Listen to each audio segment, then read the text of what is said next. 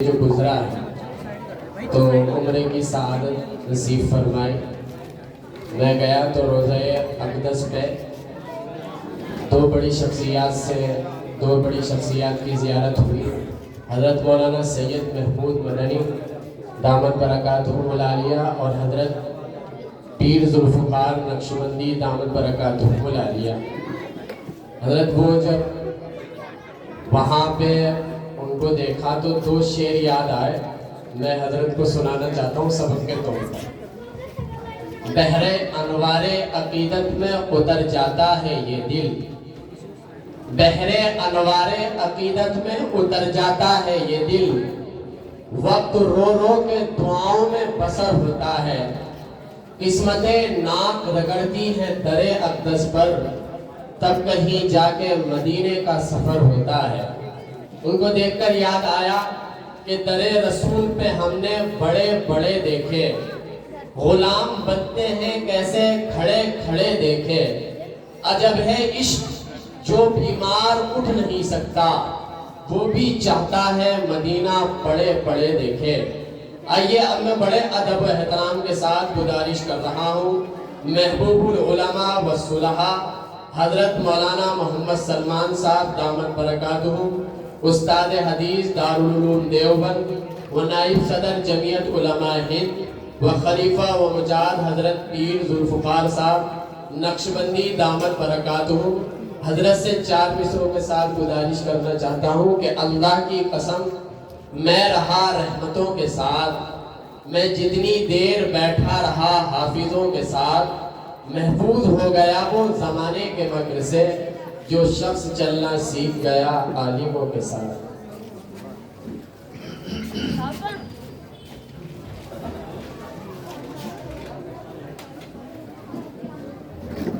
بسم اللہ الرحمن الرحیم،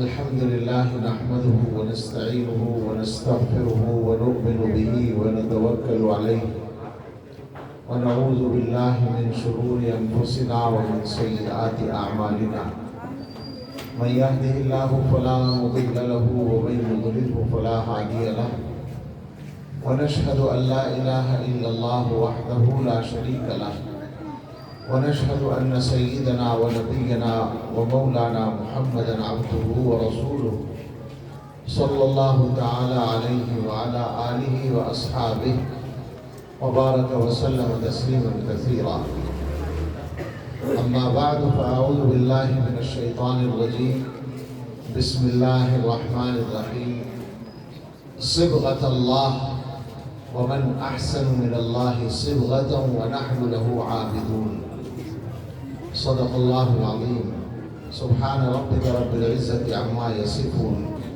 وسلام على المرسلين والحمد لله رب العالمين، اللهم صل على سيدنا محمد وعلى آل سيدنا محمد وبارك وسلم۔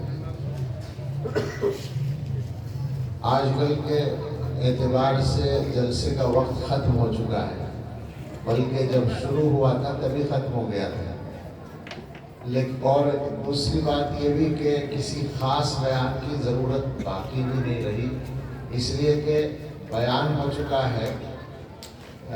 میرا خیال ہے ایک ایسے عالم کا جن کو خطیب العصر کہا جا سکتا ہے، ہمارے مخدوم زادے ہیں اور بہت بڑے عالم ہیں، حضرت مولانا مفتی محمد عفان صاحب منصور پوری دامت برکاتہ، عمر میں ہم سے چھوٹے مگر ہر اعتبار سے باقی بڑے ہیں۔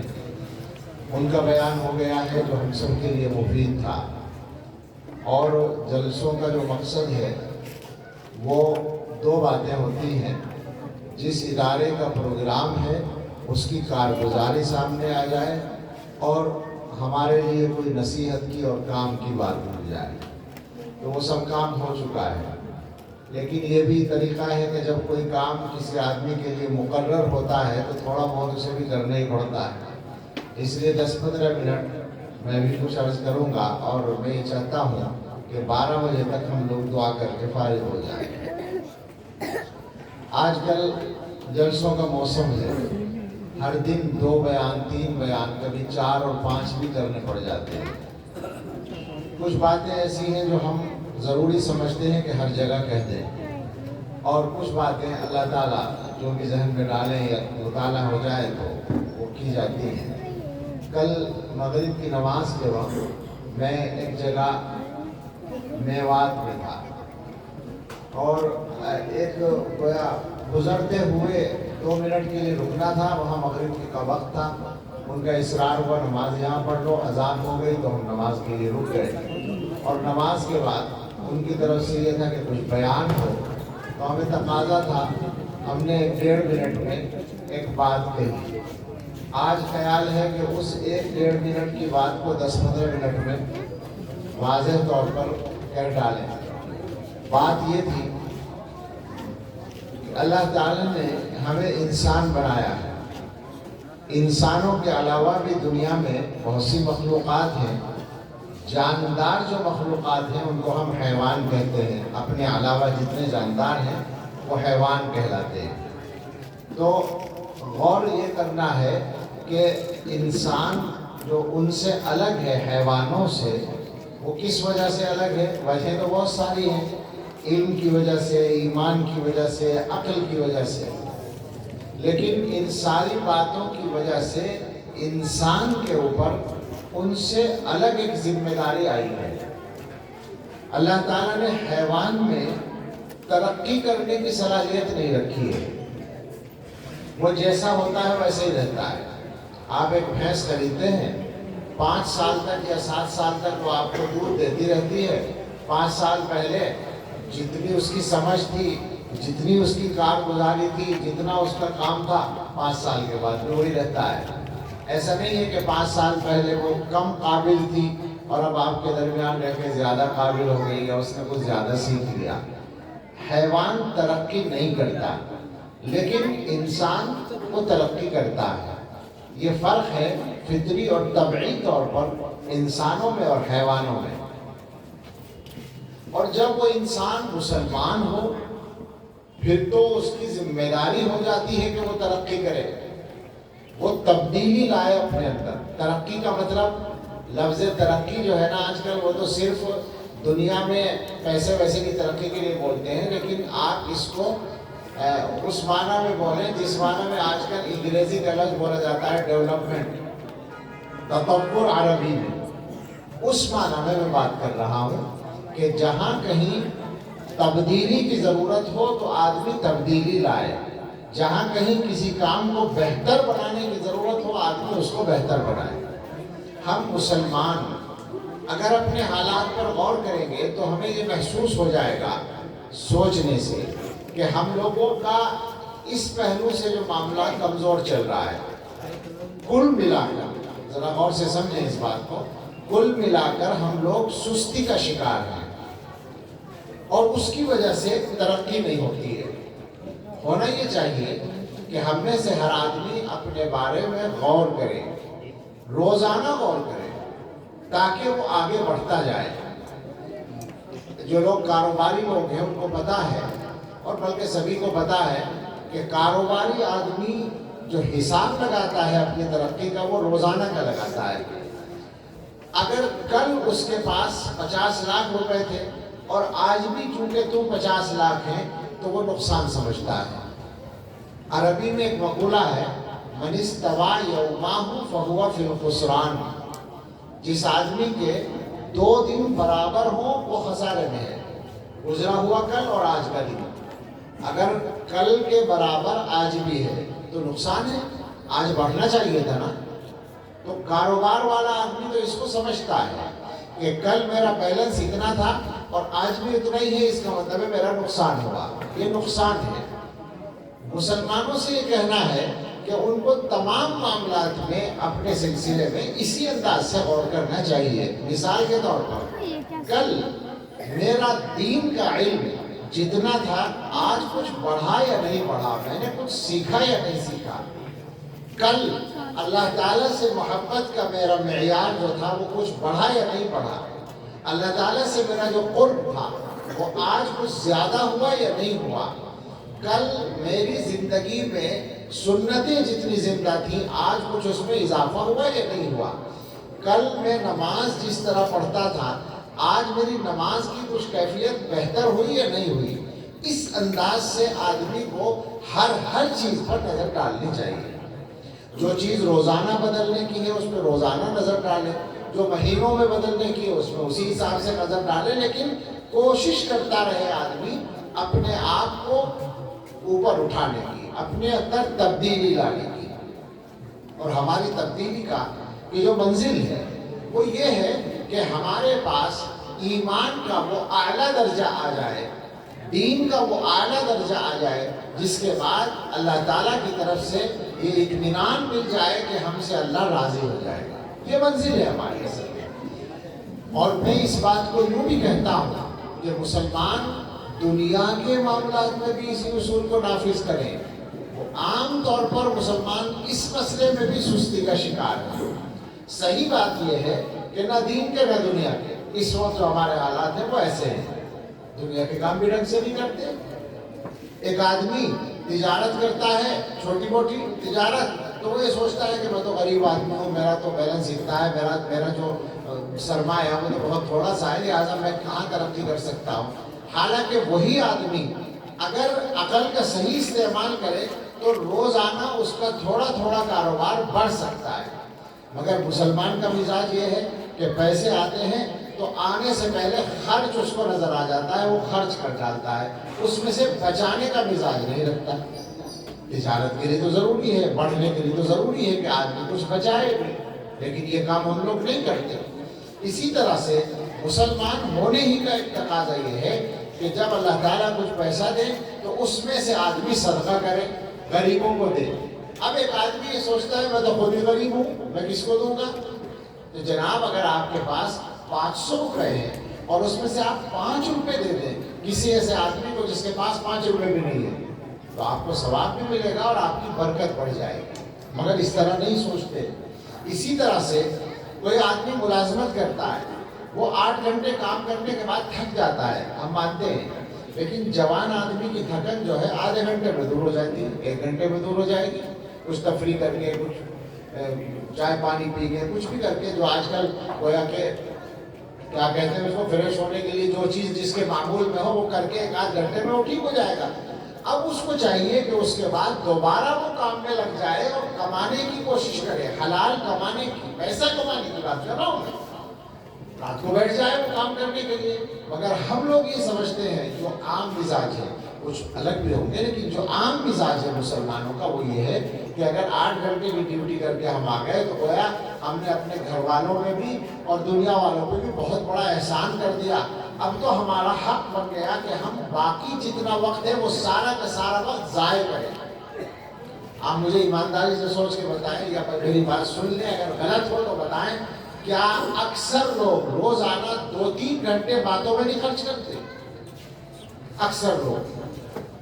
کچھ لوگ گھروں میں آ کر بیٹھ جاتے ہیں دوسرے بہتر دوستوں کے، کچھ لوگ ایک دوسرے کی دکانوں پر جا کر بیٹھ جاتے ہیں، کچھ لوگ چائے خانوں پر جا کر بیٹھ جاتے ہیں.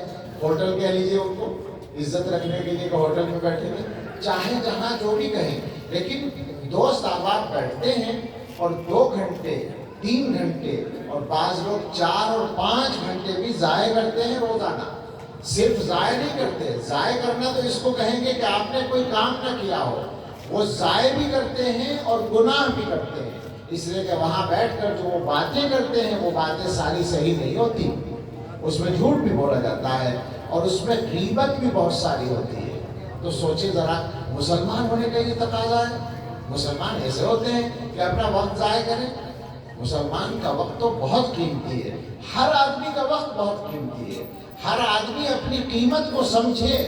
وہ حدیث تو سب نے سن رکھی ہے، مسجد میں سنی ہوگی فضائل اعمال میں، کہ قیامت کے دن مسلمان انسان کے قدم نہیں ہٹیں گے وہاں سے، میدان حشر سے، جب تک کہ 5 چیزوں کا جواب نہ دے. اس سے پوچھا جائے گا 5 چیزوں کے بارے میں. اس میں ایک چیز ہے ان عمرہ فیما افنا، اپنی زندگی کو، اپنی عمر کو کن کاموں میں ختم کیا. یہ حساب دینا پڑے گا. یہ جو روزانہ کی 3 گھنٹے کی بیٹھک ہے، 4 گھنٹے کی بیٹھک ہے، اس کا حساب دینا پڑے گا کہ یہ وقت کس کام میں لگایا تھا تم نے.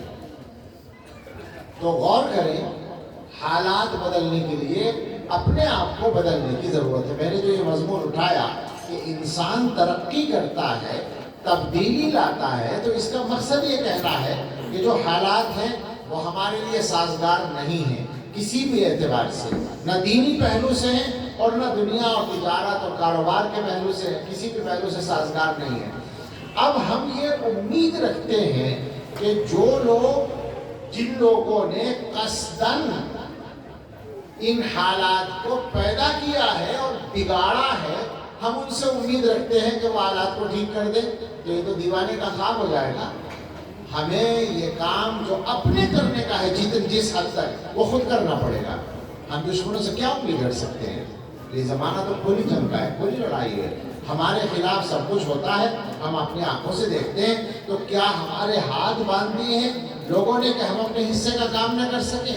ہمیں اپنے حصے کا کام ڈھنگ سے کرنے کی ضرورت ہے، بدلنے کی ضرورت ہے. میں بار بار یہ بات کہتا ہوں اور یہی مضمون اصل ہے یہاں پر کہ بدلنے کی ضرورت ہے.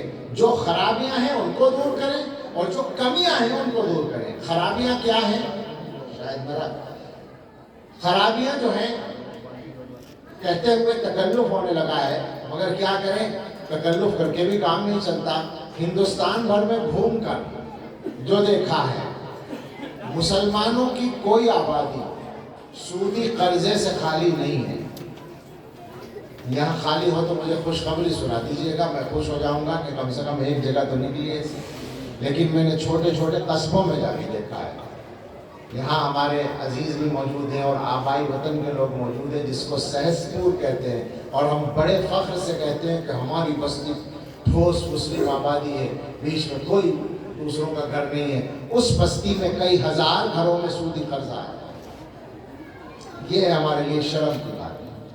اور بجنور کے پھر دوسرے قصبات میں نے جا کے پوچھا ہے، اور سہارنپور میں اور مظفر نگر میں اور شاملی میں اور میرٹھ میں اور دلی میں. یہ دلی میں ہم بیٹھے ہیں تو دلی کے آپ بتا دیں مجھے، اور میوات میں اور ہریانہ کے دوسرے علاقوں میں، اور اس کے بعد آگے چل کے راجستھان میں اور گجرات میں اور تمل ناڈو میں اور مہاراشٹر میں اور کرناٹک میں اور چھتیس گڑھ میں، اور صاحب ادھر بہار میں اور جھارکھنڈ میں اور آسام میں اور بنگال میں اور ادھر آندھرا اور تلنگانہ میں. کون سی جگہ کا جہاں جہاں پوچھا ہے جناب، جہاں مسلمانوں کی آبادی ہے وہاں سودی قرضے میں بھیجے ہوئے، اور اس کی وجہ سے کتنی نحوستیں آ رہی ہیں میں آپ کو کھول کے نہیں بتا سکتا. شرم آتی ہے، بتانا مشکل ہے. جہاں جائیں گے مسلمانوں میں نشہ ہے، اور نشے کا عالم یہ ہے، جو جائزہ ہے، جو سروے ہے وہ یہ ہے کہ آبادی کے اعتبار سے نشہ مسلمانوں میں زیادہ ہے غیروں کے مقابلے میں.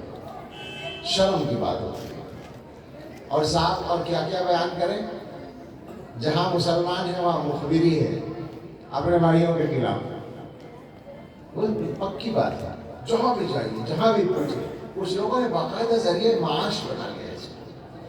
اور کیا مطلب یہ کہ یہ اس انداز سے بات کرتے ہوئے شرم بھی آتی ہے، تکلف بھی ہوتا ہے اور تکلیف بھی ہوتی ہے، اور یہ بھی یقین ہوتا ہے کہ سامنے والوں کو بھی تکلیف ہو رہی ہوگی. مگر اسی لیے کہتے ہیں کہ کاش کچھ تکلیف ہو جائے، کاش دلوں کو لگ جائے کوئی بات اور بدلنے پر آ جائے. مسئلہ وہی ہے بدلنے کا.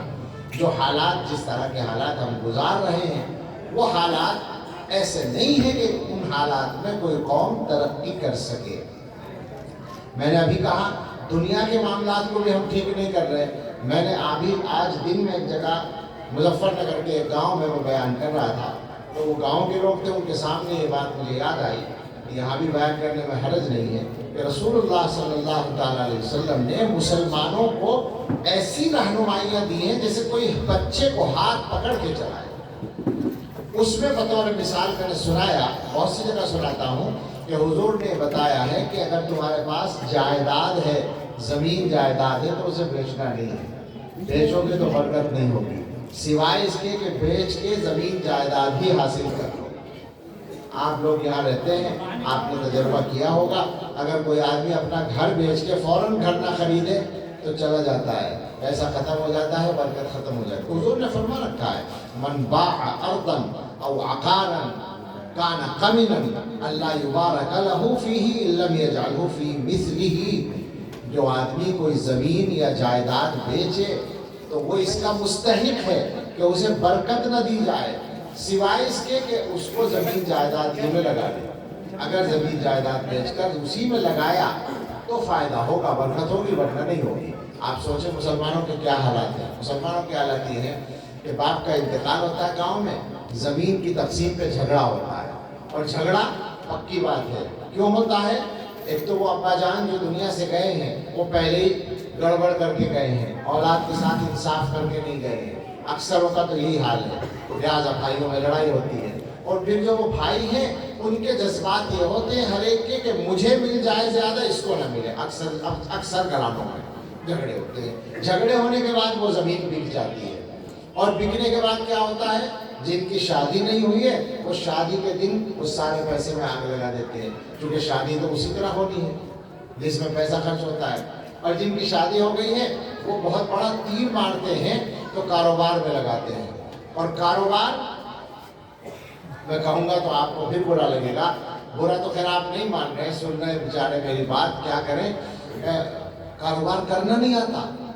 وہ جو زمین بیچی ہے جس نے، اور وہ سوچ رہا ہے کہ میں پیسہ کاروبار میں لگا لوں، تو اکثر مسلمانوں سے کاروبار کرنا نہیں آتا، اور کام سیکھ کے کرنے کی عادت نہیں. میں غلط تو نہیں کہہ رہا ہوں، کچھ لوگ ہیں جو کام سیکھ کے کرتے ہیں، ورنہ اکثر سیکھ کے کرتے. ہمارا حال تو یہاں تک پہنچا ہوا ہے، آپ ہنسیں گے، گاڑی چلانے کا کام، ڈرائیونگ کا کام بھی سیکھ کے کرنا نہیں جانتے. ہم میں سے، ہمارے گاڑی چلانے والوں میں سے کتنے لوگ ہیں جنہوں نے باقاعدہ سیکھا ہو اس کام کو؟ میں اس کا تجربہ رکھتا ہوں. مجھ سے گاڑی چلانی نہیں آتی، سائیکل بھی چلانی نہیں آتی، لیکن گاڑی میں بیٹھنا آتا ہے، اس کا مجھے بہت تجربہ ہے. تو میں نے یہ دیکھا ہے کہ غیر مسلم ڈرائیور 90% 99% ڈرائیونگ اچھی کرتے ہیں، اور ہمارے 90% ڈرائیونگ اچھی نہیں کرتے. وجہ کیا ہے؟ سیکھتے نہیں، باضابطہ نہیں سیکھتے. مجبوریاں بھی ہیں، ساری گالیاں ہی دینے کی بات نہیں ہے، مجبوریاں بھی معلوم ہے ہمیں، وہ ٹھیک ہے اپنی جگہ. لیکن وہ مسلمان ہی کیا جو مجبوریوں کے آگے اس طرح ہتھیار ڈال دے کہ اپنا ڈھنگ کا کام ہی نہ کر سکے. بھائی تمہارے دلوں میں کلمہ ہے، اللہ پر ایمان ہے. تمہارے دل میں جب اللہ پر ایمان ہے تو تمہارے اندر زندگی کا ایک ابلتا ہوا سمندر ہونا چاہیے. الحی القیوم پر تمہارا ایمان ہے. اللہ تعالیٰ کا جو نام ہے وہ زندہ ہے، اس کے دل میں بٹھانے سے زندگی آتی ہے. مسلمان ہے اور اتنی مردنی کا شکار ہے کہ کوئی کام ڈھنگ سے کرنے کو تیار نہیں ہے، تو وہ جائیداد بیچنے والا کاروبار میں لگاتا ہے، اور اگلے سال پتہ چلا کاروبار ختم ہو گیا، وہ سارا پیسہ ختم ہو جاتا ہے. اس طرح سے ہم حالات کا شکار چل رہے ہیں. یہ تو ہماری دنیا کا معاملہ ہے. دینی معاملات ہمارے سامنے ہیں. ایک چھوٹی سی بات کہتا ہوں کہ آبادی کا سروے کر لیں، کتنے فیصد مسلمان قرآن پڑھے ہوئے ہیں. قرآن ابھی مولانا بیان کر رہے تھے، قرآن کریم اور دینیات اتنی پڑھنا جس سے نماز، روزہ، حج، زکوٰۃ جو فرائض واجبات ہیں وہ صحیح طور پر ادا ہو سکے، اور آدمی عقیدے کو اور ایمان کو سمجھ سکے. یعنی موٹے طور پر یوں کہہ لیں کہ جنت میں جانے والے کچھ ضروری کام وہ کر سکے. اتنا دینیات کا علم حاصل کرنا ہر مسلمان کے لیے فرض عین ہے، پکی بات ہے بالکل. اب ہمیں بتائیں کہ کتنے مسلمان یہ کام کر رہے ہیں. صحیح بات تو یہ ہے کہ کسی بھی تعلیم میں ابھی ہمارا معیار وہ نہیں ہے جو ہونا چاہیے، لیکن تھوڑا بہت اگر کچھ ہے تو وہ روزی روٹی والی تعلیم میں ہے، جبکہ وہاں بھی گارنٹی کچھ نہیں ہے. اس کو میں بہت زیادہ کھولنا نہیں چاہتا، تکلیف ہی ہوتی ہے. لیکن بہرحال مسلمان جو کوشش کر رہے ہیں اپنے بچوں کو پڑھانے کی، بہت مبارکباد ہے، بہت اچھی بات ہے. لیکن یہ ذہن میں رکھیں کہ وہ جو کچھ بھی کر رہے ہیں وہ دنیا کی اس مختصر زندگی کے لیے ہے. بعد کی جو لمبی زندگی ہے آخرت کی، اس کے لیے تیاری کا کام ہمارے یہاں نہیں ہو رہا ہے. تو بدلنا ہے اپنے آپ کو، اور بدل کر واپس لوٹنا ہے اصل چیز کی طرف، اپنے صحیح دین کی طرف، کامل دین کی طرف. میں نے جو آیت کا ٹکڑا پڑھا ہے، مفتی صاحب کی زبان میں ایک جملہ آیا تھا، شاید اسی وقت مجھے خیال آیا کہ میں آیت پڑھوں گا. اللہ کا رنگ، صبغۃ اللہ، یعنی جو اللہ کا رنگ ہے اس کو چڑھاؤ اپنے اوپر، اس کو اختیار کرو. ومن احسن من اللہ صبغہ، اور اللہ سے اچھا رنگ کس کا ہو سکتا ہے جو اللہ کی طرف سے چڑھایا جاتا ہے. مطلب یہ ہے کہ آپ اپنی زندگی اس طرح سیٹ کریں کہ آپ مسلمان نظر آئیں، آپ مسلمان دکھائی دیں، آپ اللہ کو ماننے والے نظر آئیں. یہ صحیح ہے، حالات مشکل ہیں اور مشکلات بڑھ رہی ہیں، مگر ہمیں یہ طے کر کے چلنا ہے کہ ہمیں مسلمان جینا ہے، مسلمان مرنا ہے، اور کوئی بات نہیں ہمیں منظور ہے. اور دو بات کہہ کر بات ختم کرنا چاہتا ہوں. یہ جو حالات ہیں ان کے بارے میں بھی غور کریں ذرا. جیسے مثلا حالات سے مجھے مراد ہے شریعت پر عمل کرنے میں جو رکاوٹیں کھڑی ہو رہی ہیں حکومت کی طرف سے. باقاعدہ اب تو قانون بن رہے ہیں، کھلم کھلا ہماری شریعت کے خلاف قانون بن رہے ہیں. ہم کوشش کرتے ہیں، احتجاج کرتے ہیں، مقدمے لڑتے ہیں، کامیابی نہیں ملتی ہے، وہ قانون بنا دیتے ہیں. طلاق کے مسئلے میں بنایا، حجاب کے مسئلے میں بھی بعض جگہ بنا دیا، اور کون کون سے معاملات ہیں. کئی برے کاموں کو انہوں نے جائز قرار دے دیا قانون، جو بالکل انسانیت کے بھی خلاف ہے. بغیر نکاح کے رہنے کو جائز قرار دے دیا قانونی طور پر، اور بہت سے معاملات ہیں. شریعت کے خلاف جو کچھ ہو رہا ہے یا شریعت پر عمل کرنے میں جو رکاوٹیں آ رہی ہیں، آپ اور ہم یہ بات سمجھ لیں کہ یہ ہماری بدعملی کا نتیجہ ہے، چونکہ شریعت پر عمل کرنے کو ہم خود تیار نہیں ہیں پہلے سے. یعنی مثال کے طور پر طلاق کا میں نے ذکر کر ہی دیا. جب طلاق پر حکومت نے قانون بنایا کہ 3 طلاق جو ہے وہ نہیں مانی جائے گی، تو حکومت نے اب قانون پر، ان سے شکایت ہے ہمیں، انہیں نہیں بنانا چاہیے تھا، انہیں دخل نہیں دینا چاہیے تھا. لیکن میرا اپنے بھائیوں سے یہ سوال ہے کہ حکومت نے تو اب قانون بنایا، تم نے تو پہلے کنڈم کر رکھا ہے عملی طور پر. کیا معلوم نہیں کہ بہت سے گھروں میں 3 طلاق دینے کے بعد بیویوں کو ایسے رکھ لیا مسلمانوں نے؟ تم شریعت پہ عمل نہیں کرو گے تو وہ کرائیں گے تو کیا تم سے شریعت پر عمل؟ سوچنے کی بات ہے.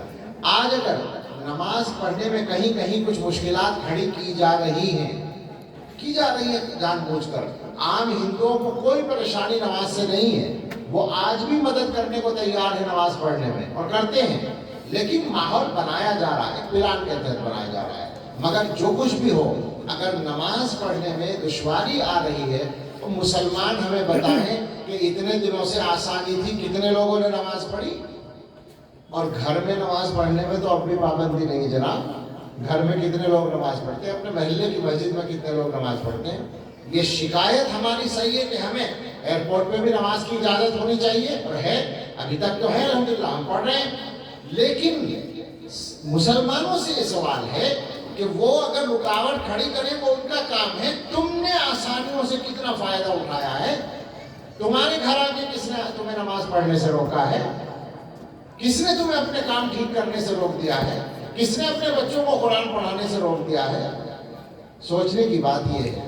معاف فرمائیں، آپ سوچیں گے کہ یہ تو ساری گالیاں مسلمانوں کو دے رہا ہے، کسی اور کو کچھ کہتا ہی نہیں ہے. کسی اور کو جہاں کہنے کا موقع ہوگا ہم وہاں کہیں گے، کہتے ہیں. لیکن جو اپنے کرنے کے کام ہیں وہ دوسروں کے حوالے نہیں کیے جا سکتے، اور جو اپنے ہاتھ کے کام نہیں ان کے لیے گالیاں دینے سے کیا فائدہ ہو سکتا ہے؟ اپنے کام کو ٹھیک کریں، اپنے حصے کا کام کریں، اپنے گھروں میں تبدیلی لائیں، اپنی ذمہ داریاں پوری کریں. ہم اپنے گھر کی ذمہ داری اگر ہر مسلمان اٹھا لے تو سارے مسئلے آسانی کے ساتھ حل ہو جائیں. اب یہ جو باتیں ہو رہی ہیں، سودی قرضہ کیوں آتا ہے؟ اس لیے کہ ضرورتیں پوری نہیں ہوتی، گھر والے پریشان ہوتے ہیں. شوہر گیا ہوا ہے، بیوی سودی قرضہ لے لیتی ہے. یہ معلوم ہی ہوگا آپ کو، زیادہ تر گھروں میں جو قرضہ آتا ہے وہ عورتوں کے نام پر آتا ہے، عورتیں لیتی ہیں، اس لیے کہ ان کو پریشانی ہوتی ہے. اگر آپ اپنی محنت بڑھا دیں روزگار کے لیے اور گھر والوں کے خرچے پورے کریں، اور ساتھ ساتھ ان کا مزاج دینی بنا دیں، اور یہ مزاج بنا دیں کہ دیکھو حرام سے ہمیشہ بچنا ہے، تو انشاءاللہ سودی قرضے نہیں آئیں گے گھر میں. مگر یہ کام ہم نہیں کرتے ہیں. تو اپنے حصے کا کام کرنا ہے، اپنے حالات کو بدلنا ہے. دین کی تعلیم کے مسئلے میں بھی جو غفلت چل رہی ہے اسے دور کرنا ہی پڑے گا، اس کے علاوہ چارہ نہیں ہے. اب جو حالات ہیں وہ یہ ہے کہ 3 سال کے بچے کو اسکول میں بھیجنا کمپلسری ہونے جا رہا ہو گیا ہے.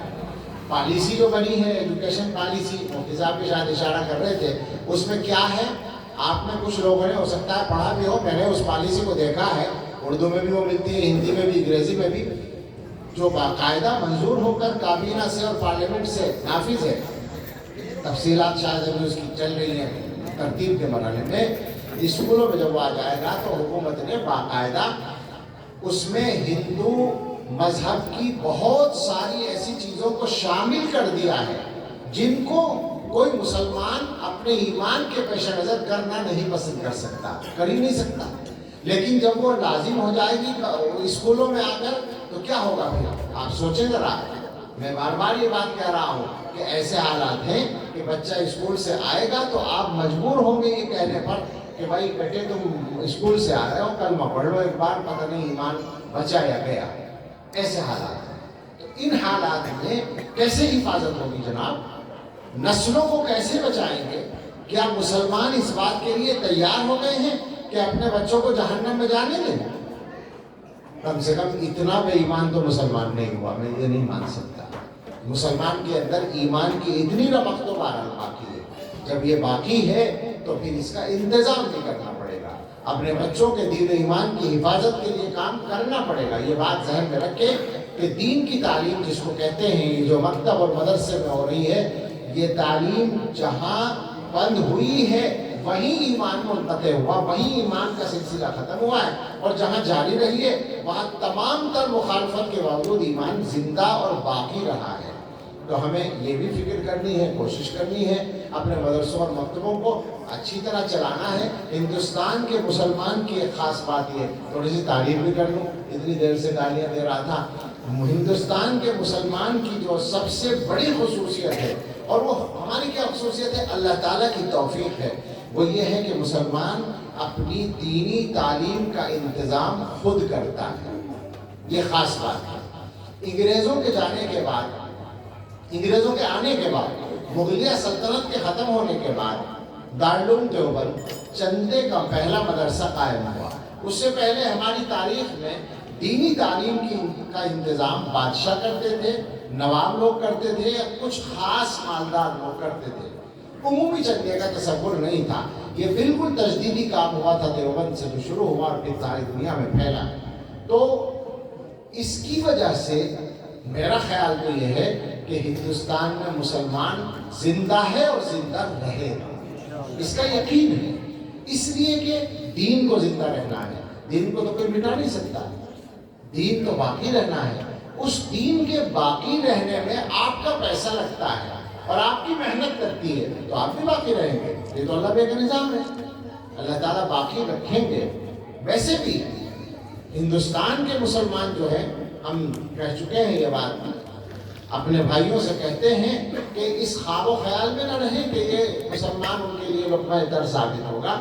ہم کسی جنگ کی تیاری نہیں کر رہے، ہم تو قانون کے ساتھ چل رہے ہیں، لیکن ہم یہ بتا دینا ضرور چاہتے ہیں کہ مسلمان کوئی گاجر مولی نہیں ہے کہ اسے ختم کر دیا جائے، اور یہ بھی ساتھ میں بتا دینا چاہتے ہیں کہ مسلمان اپنے ایمان پر کوئی سمجھوتا انشاءاللہ نہیں کرے گا۔ یہ اللہ کی توفیق سے اور اپنے بزرگوں کی برکت سے ہمارا عہد ہے۔ ہم دعا کرتے ہیں کہ اللہ تعالیٰ ہمیں اس عہد کو پورا کرنے کی توفیق دے، اور اللہ اس لیے جو ادارہ چل رہا ہے اس کو بھی آباد رکھے، ان کی محنت کو قبول فرمائے۔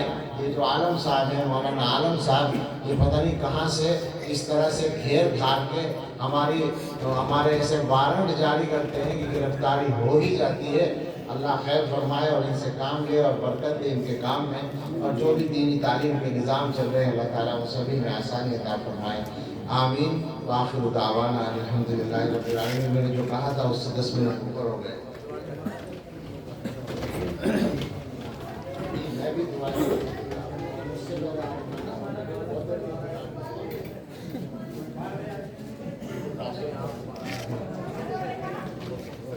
مجھے تو یہی محسوس ہوا۔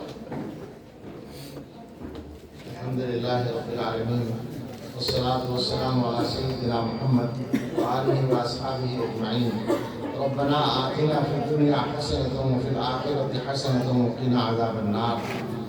اے اللہ ہم سب کے گناہ معاف فرمائیے، اس پروگرام کو قبول فرمائیے، یہاں جو باتیں کہی گئی ہیں ہمیں ان پر عمل کی توفیق عطا فرمائیے۔ اے اللہ ہم آپ کے کمزور بندے ہیں، ہر اعتبار سے کمزور ہیں، ہمیں اللہ قوت عطا فرمائیے، ایمانی قوت عطا فرمائیے، علمی اور روحانی اور جسمانی قوت عطا فرمائیے۔ اے اللہ ہر قسم کی بیماریوں سے شفا عطا فرمائیے۔ ہم میں، ہمارے گھروں میں، رشتہ داروں میں، متعلقین میں جو کوئی بیمار ہیں، اللہ سب کو صحت کاملہ عطا فرما دیجیے۔ جن کے ذمہ قرضے ہیں اللہ سب کے قرضے ادا کرا دیجیے، جو بے گھر ہیں انہیں اچھے گھر عطا فرما دیجیے، جو بے روزگار ہیں انہیں بابرکت حلال روزگار دے دیجیے، اللہ جو مقدموں میں الجھے ہوئے ہیں ان کو ان سے نکال دیجیے، جو جیلوں میں بند ہیں اللہ رہائی دلا دیجیے، جو بے اولاد ہیں اللہ انہیں اچھی اولاد عطا فرما دیجیے، اے اللہ جو اولاد کی طرف سے کسی پہلو سے پریشان ہیں وہ پریشانی دور فرما دیجیے، ہم سب کے دلوں کی اللہ اچھی تمنائیں پوری فرما دیجیے، اللہ ہمیں ایمانی قوت بھی عطا فرما دیجیے، اے اللہ معاشی اعتبار سے بھی استحکام عطا فرما دیجیے، اللہ ہم سب کی اور ہمارے اہل و عیال و متعلقین کی عمر میں اور رزق میں اور دین میں برکت عطا فرمائیے، اے اللہ اس پورے مجمع پر اور اس پورے علاقے پر اپنی خاص رحمت کی نظر ڈال دیجیے، اللہ ہمارے دلوں پہ خاص رحمت کی نظر ڈال دیجیے، اللہ ہم سب کے لیے اور پوری امت کے لیے آنے والے وقت کو گزرے وقت سے بہتر بنا دیجیے، اور سب سے بہتر ہم سب کے آخری وقت کو بنا دیجیے، اے اللہ ہم اپنے لیے اور سارے لوگوں کے لیے ہر خیر کا سوال کرتے ہیں، اللہ فرما دیجیے، ہر شر سے پناہ چاہتے ہیں اپنی پناہ میں لے لیجیے، اور ہماری یہ دعائیں اور اس سے پہلے اور بعد کی جو بھی دعائیں ہیں اللہ سب قبول فرمائیے، ربنا تقبل منا انك انت السميع العليم وتب علينا انك انت التواب الرحيم وصلى الله على سيدنا محمد وآله وأصحابه أجمعين.